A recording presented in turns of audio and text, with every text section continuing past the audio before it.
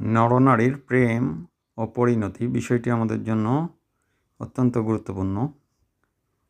প্রেমহীন মানুষ বাঁচতে পারে না।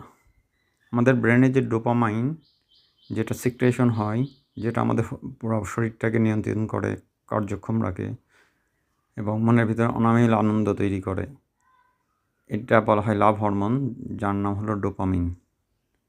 এই ডোপামাইন সিক্রেশনের জন্য আমাদের নারী পুরুষের গভীর একটা প্রেম অত্যন্ত গুরুত্বপূর্ণ।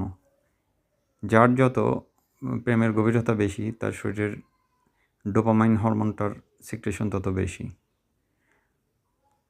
এই ডোপামাইন ছাড়া মানুষ কখনো বাঁচতে পারে না।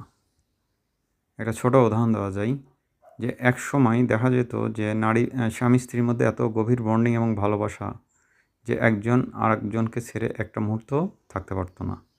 তাদের গৃহে আসতো 5 জন 7 জন 10 জন সন্তান। তারা পরম মমতা নিয়ে সেই সন্তানগুলোকে মানুষ করতো, কারণ এই সন্তানের জন্ম হয়েছে তাদের গভীর ভালোবাসা থেকে, পারস্পরিক সম্মতি থেকে। সেক্ষেত্রে পুরুষরা দিনান্ত পরিশ্রম করতো এই বাচ্চাগুলোদের আহারের ব্যবস্থার জন্য, আর স্ত্রী তাদের দেখাশোনা করা, মানুষ করা, পেটে ধারণ করা অত্যন্ত কঠিন একটা কাজ, যা এই যুগে কোনো নারী বা পুরুষের জন্য এক কথায় অসাধ্য ব্যাপার। এখন কারোর ঘরে 2টার বেশি বাচ্চা পাওয়া যায় না, হায়েস্ট 3টা। এখন তাতেই তারা অস্থির, লালন পালনে যেমন অস্থির, তারা ভরণ পোষণেও তেমনি অস্থির।